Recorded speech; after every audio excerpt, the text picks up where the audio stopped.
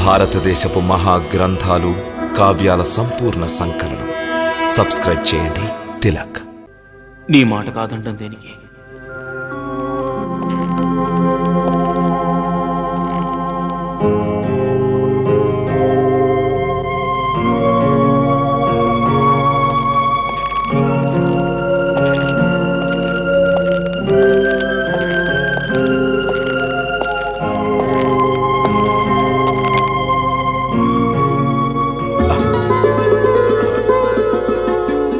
క్షమించాలి మిత్రమా, అనుమతి లేకుండా నీ మందిరంలోకి వచ్చాం.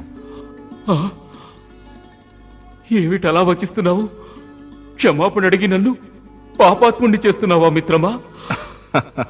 పైగా మిత్రుణ్ణి కలుసుకోవడానికి అనుజ్ఞ అడగవలసిన అవసరం ఏమిటి? రా, వచ్చి ఆశీనుడవుక. రా మిత్రమా,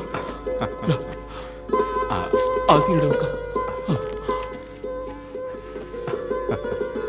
ఏదో ఆలోచిస్తున్నట్టున్నావు? లేదు, ఏమీ ఆలోచించడం లేదు. మా వదిన గారిని మొదటిసారి వదిలొచ్చావుగా, ఆవిడ జ్ఞాపకానికి వచ్చి మనసు అదోలై ఉంటుంది.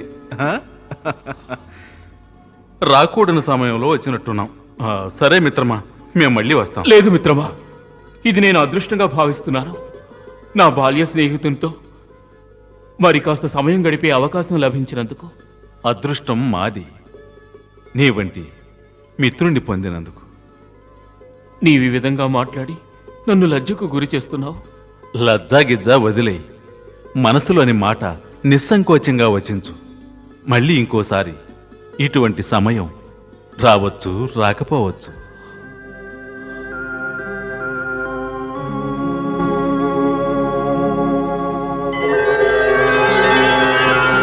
కోరుకో సుధామా, కోరుకో. ఇదే మంచి అవకాశం. నీవేం కోరుకోదలిచావో కోరుకో. లేదు లేదు సుధామా, మనది మంచి మిత్రత్వం. నీలో నువ్వేదో మదన పడుతున్నావు, కానీ మాకు తెలియజేయటానికి సంశయిస్తున్నావు. చూడు, మిత్రుని దగ్గర దాపరికం ఎందుకు? చెప్పు మిత్రమా, చెప్పు.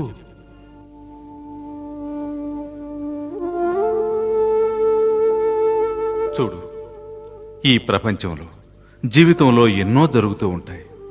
అవన్నీ ఎవరితో చెప్పుకోలేం. కేవలం ఒక మిత్రునితోనే మన మనసులోని మాటని, మన దుఃఖాన్ని, మన బాధల్ని అన్నిటినీ వివరంగా చెప్పుకోగలం. మన కుటుంబం గురించి వివరించగలం.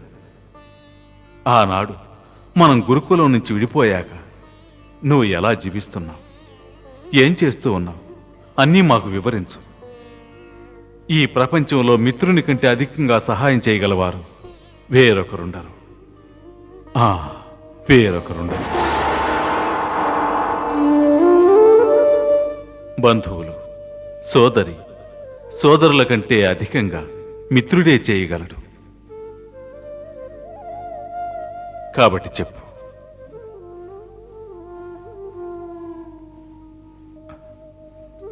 మేము నీకు ఆనాడే చెప్పాం, నీతో మిత్రత్వాన్ని కొనసాగిస్తామని. ఇప్పటికీ మేము అదే చెప్తూ ఉన్నాం. నీతో మిత్రత్వాన్ని కొనసాగిస్తాం. చెప్పు, ఏదైనా సేవ, ఏదైనా పనా, ఏదైనా సహాయమా? అరే, మిత్రుని దగ్గర దాపరికం ఎందుకు? విషయం ఏమిటో చెప్పు. లేదు, ఏమీ లేదు. నీవు అనవసరంగా సందేహిస్తున్నావు. ప్రస్తుతం నాకేమీ అవసరం లేదు. నీ దయ వల్ల ఇప్పుడు నాకు ఇక్కడ ఏ లోటు లేదు. ఏ లోటు ఎక్కడ లేకపోవచ్చు. మా ఉద్దేశం మీ ఇంట్లో అందరూ క్షేమమే కదా అని. క్షేమమే. మాకు వదిన గారు తప్పకుండా ఏదైనా సందేశం పంపించుంటారే. అటుకుల వంటి అద్భుతమైన బహుమతిని పంపించిన వదిన గారు మాకు ఏ సందేశం పంపలేదంటే ఎలా నమ్మగలం? ఆ విధంగా ఏదైనా సందేశం పంపి ఉంటే అటుకులతో పాటే దాన్ని నివేదించేవాణ్ణిగా. ఎవరికి తెలుసు, అందరి సమక్షంలో అడుగులు దాచిపెట్టాం. ఆ విధంగానే సందేశాన్ని కూడా దాచిపెట్టుండొచ్చుగా. ఇక్కడిప్పుడు మేము తప్ప మరొకరు లేరు. మరింకా సిగ్గెందుకు?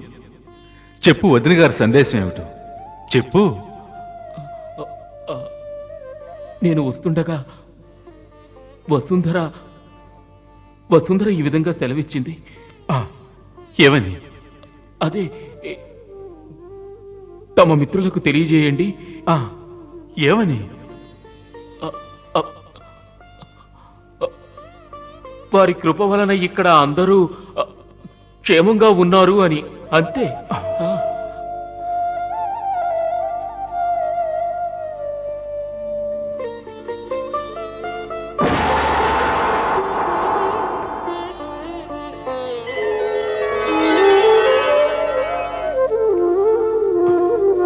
అంటే వదిన గారు ఏ కోరిక కోరనే లేదా? లేదు. అది ఎలా సంభవం? స్త్రీలకు అనేక కోరికలుంటాయి. మంచి వస్త్రాలు ధరించాలని, ఆభరణాలు వేసుకోవాలని ఉంటుంది. లేదు, అటువంటి కోరికలేమీ లేవు. మనసు సంతోషంగా ఉన్నప్పుడు మనిషికి కాగితాల మీదకు జాసే వెళ్ళదు. నీవు మా గురించి దిగులు పడకు. మా గృహంలో అందరూ క్షేమముగానే ఉన్నారు. కేవలం క్షేమం అన్న ఒకే శబ్దంతో ఇంకా ఈ జీవితాన్ని ఎంతకాలం కొనసాగిస్తావు సుధామా? మిత్రమా, సాందీపని ఆశ్రమం నుండి విడిపోయిన మీదట ఇప్పటికి కలిశాం. ఎంతకాలం నువ్వు ఎలా జీవితాన్ని గడిపావు, ఎన్నెన్ని కష్టాలు అనుభవించావు మాకు వివరించవా మిత్రమా? మిత్రమా, నిన్ను మించిన జ్ఞాని ఈ లోకంలో మరొకరు ఉండరు. సాందీపని ఆశ్రమంలో దినానికి ఒక విద్య వంతున 64 దినములలో 64 విద్యలను నేర్చుకున్నావు. నీ జ్ఞానం ముందు ఈ సుధాముడి జ్ఞానం సముద్ర తీరంలో పడి ఉన్న చలనం లేని బండరాయి వంటిది. కాబట్టి ఇప్పుడు నీ మాటల వలయంలో నేను చిక్కుకోను మిత్రమా. నీ ప్రశ్నకు సమాధానంగా ప్రస్తుతం నేను ఇదొక్కటే వివరించగలను. మా భగవంతుడి కృప వలన, నా మిత్రుని ఆశీర్వాదం వలన నా కుటుంబం ఎప్పుడూ ఆనందంగా ఉంటుంది.